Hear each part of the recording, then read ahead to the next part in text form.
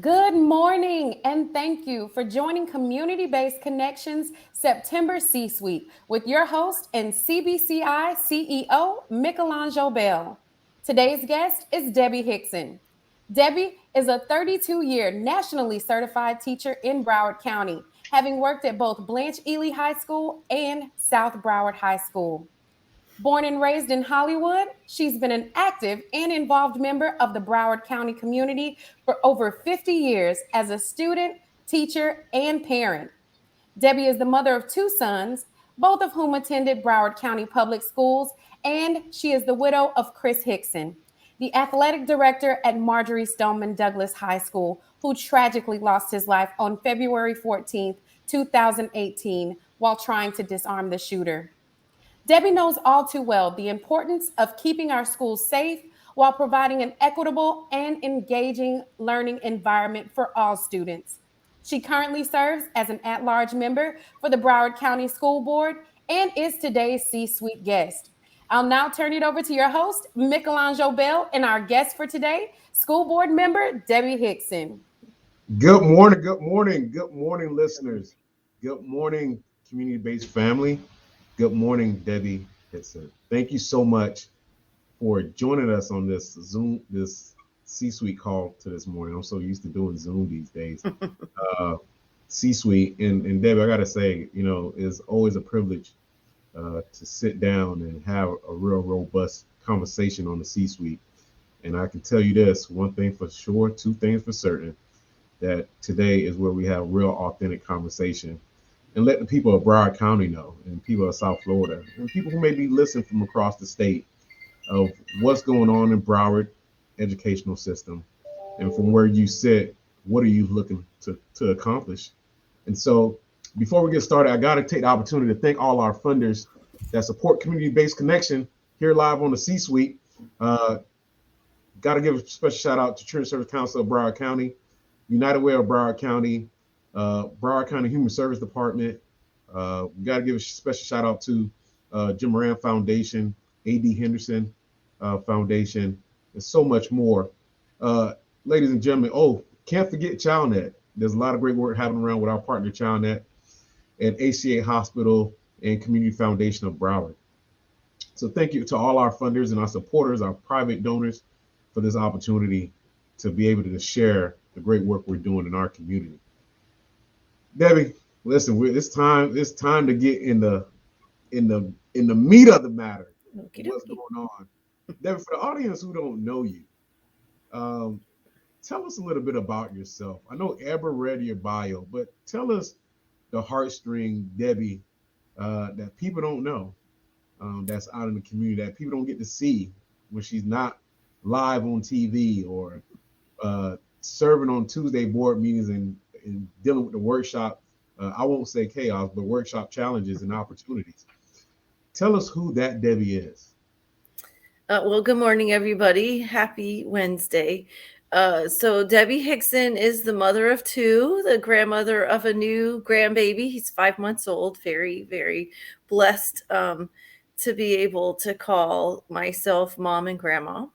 I was a teacher, as Amber stated, in Broward County Public Schools. This is my 35th year in the Broward County School District.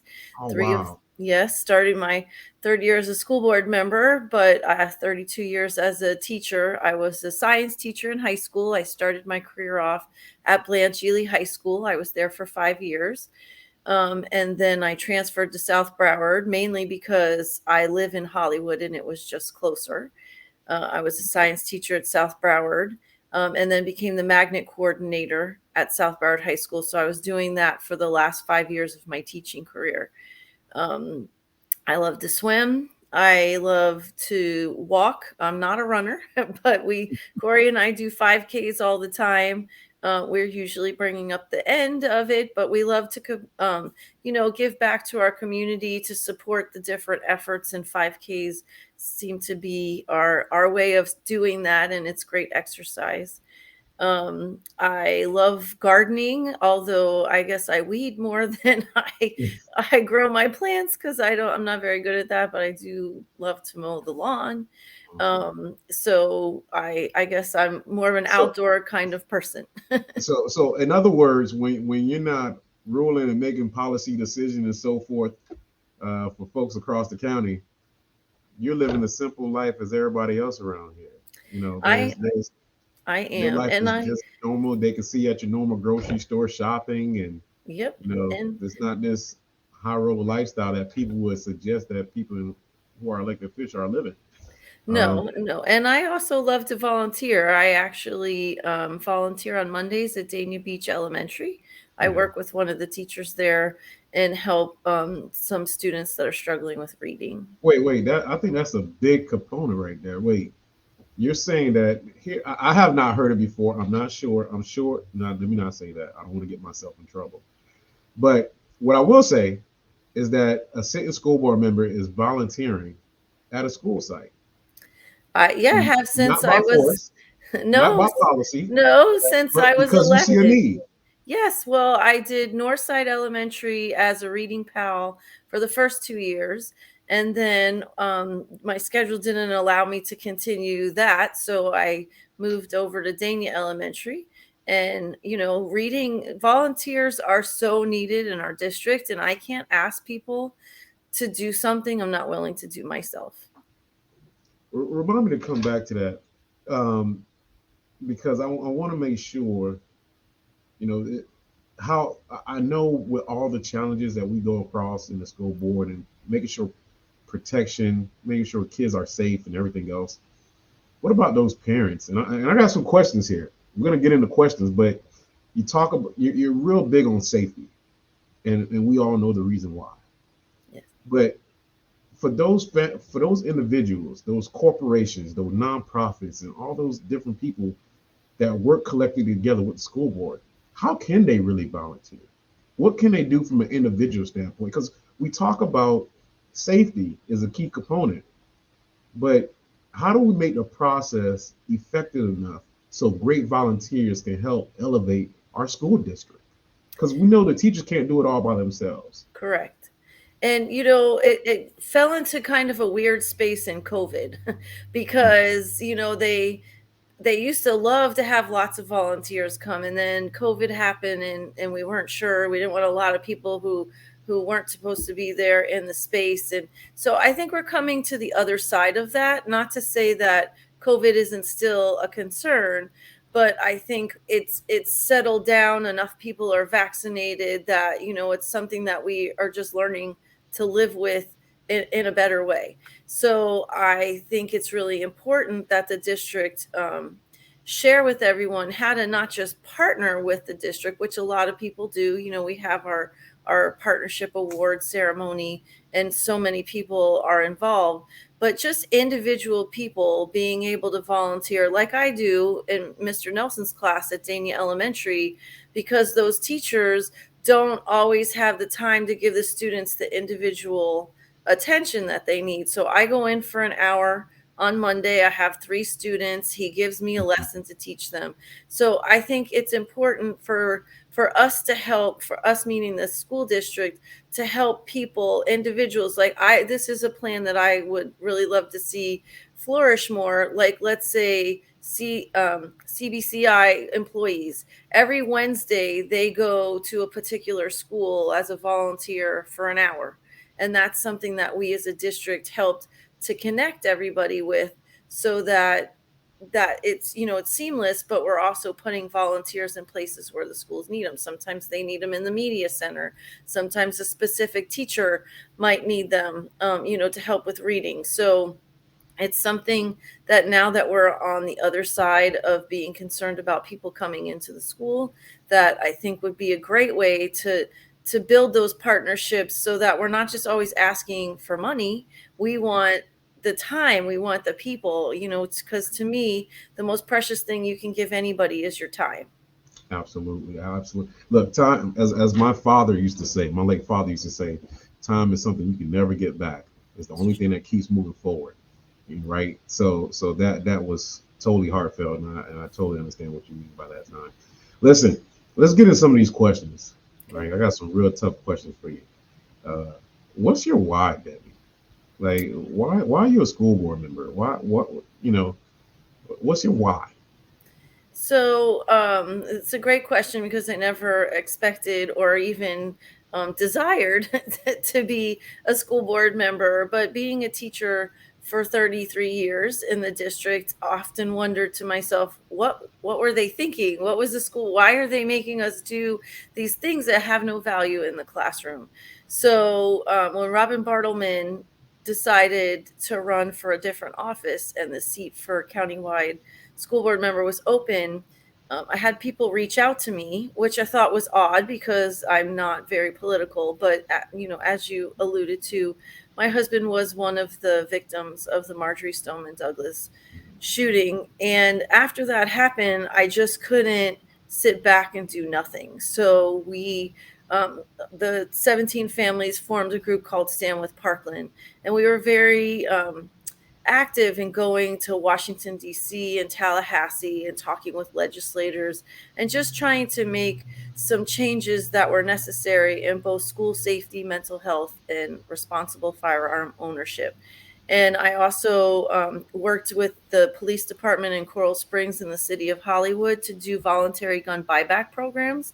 Very excited that we Amazing. got over 300 unneeded guns off of the streets. So just in being able to do that work, I was meeting people. So someone reached out and said, "Why don't you run for the school board?" And I was like, "Absolutely not. Why would I want to do that? I love my job."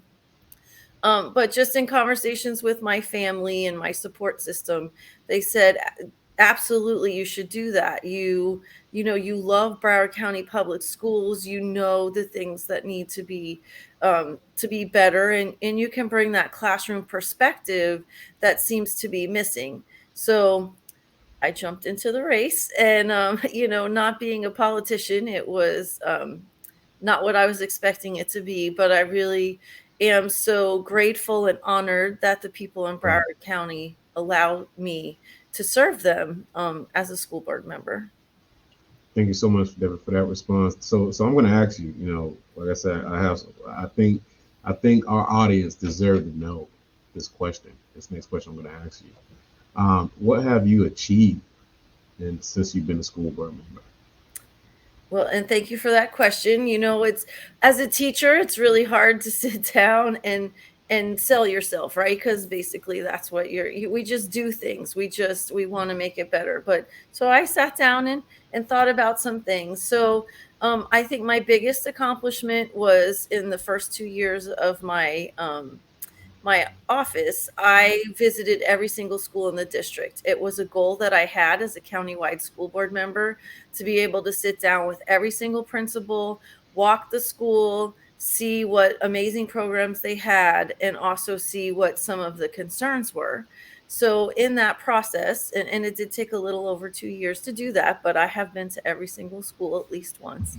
And in the process, we learned a couple of things. So, first of all, we learned that trees are a huge problem and a safety concern in a lot of the schools because they weren't being trimmed, they were hanging over security cameras and things of that nature.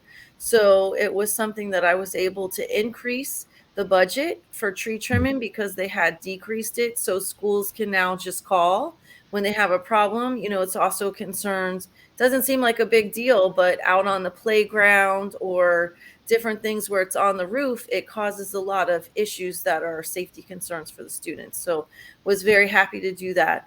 Also learned that there was a lot of inequities in terms of furniture that was in the media center or in the classrooms. So I was able to, in the DEFP, which is the district, budget, to increase the furniture and fixture um, budget for all schools. So now schools can call, and if they have, I mean, we were going to a lot of them that had 50-year-old furniture, and then you go to another school that has this beautiful, colorful, fun looking media Mhm. center. So we were able to do that and get the process out to the principals so they know how to request those funds, and actually almost doubled the funds that were available um, to the different schools. When we were at Sunland Academy, there was a whole issue, a whole wing that wasn't being able to be used because of issues with the roof and things of that nature. And we were able to get PPO out there, and happily, I was just there a couple of weeks ago, and the principal said she was able to bring all those students back from Absolutely. Lauderdale Manors back into her school. So she was very excited about that. Another thing that I was excited about as a veteran teacher was making sure that we are better at equitably distributing that referendum money so that the veteran teachers were not getting the lowest amount. Sometimes we think that they're getting the highest pay, but we forget that they were bumped out when they went to pay for performance, and they were stuck on steps that they never were able to move up on. So that might not be important to a lot of people, but Right. it was to me and to the veteran teachers that I share many years with. Also, personally, I decided, again, as we were going around the district, we realized that there was a lot of things that PTAs normally do for schools that schools that don't have PTAs don't get, like beautification, the spirit cups, things of that nature. So I selected one school in every district, and I partnered with different local communities to be able to do a beautification in one school in each district.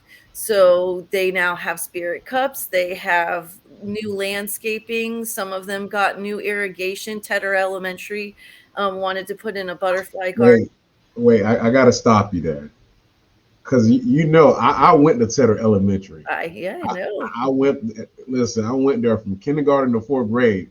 So I'm so happy to hear about Tedder Elementary, and we provide Sunland services. So I'm happy to hear that they Awesome. would all their kids came back, and so Yes. you hit some of these marks that's truly essential to community based connection.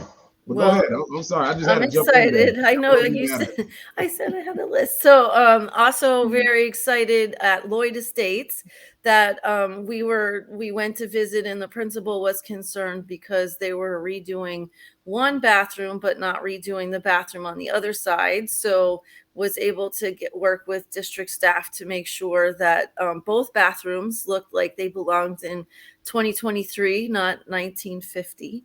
And finally, well, there's a couple of things, a couple more things. I was very excited to do a resolution to recognize Custodial Worker Day. So in Absolutely. October, we celebrate our Yeah. custodians. They